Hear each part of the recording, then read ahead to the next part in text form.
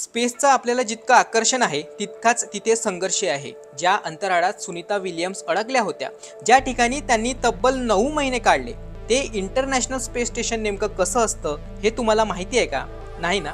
त्यामुळेच हा व्हिडिओ शेवटपर्यंत नक्की बघा। अमेरिका, जापान, रशियासह 15 देशांनी हे इंटरनॅशनल स्पेस स्टेशन बनवले। हे स्पेस स्टेशन आपल्या पृथ्वीपासून 402 किलोमीटर अंतरावर आहे। जसा आपल्याकडे 24 तासांचा एक दिवस असतो, तसा या ठिकाणी एक दिवस म्हणजे फक्त 90 मिनिटांचा असतो। 28,000 किलोमीटर इतक्या वेगाने प्रदक्षिणा घालणाऱ्या या स्पेस स्टेशनवर 24 तासात तब्बल 16 वेळा सूर्योदय आणि सूर्यास्त होत असतो।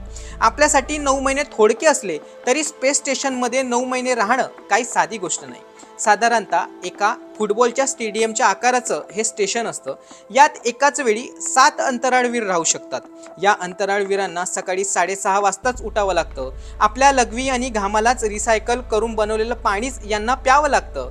या अंतराळवीरांना मशीनसह आपलं हृदय, मेंदू, रक्तस्रावही सतत मेंटेन ठेवावं लागतं। आपल्यासारखं जेवण न शिजवता त्यांना पॅक्ड फूडच खावं लागतं। तर तुम्हाला ही स्पेसवाली माहिती कशी वाटली आम्हाला नक्की कळवा।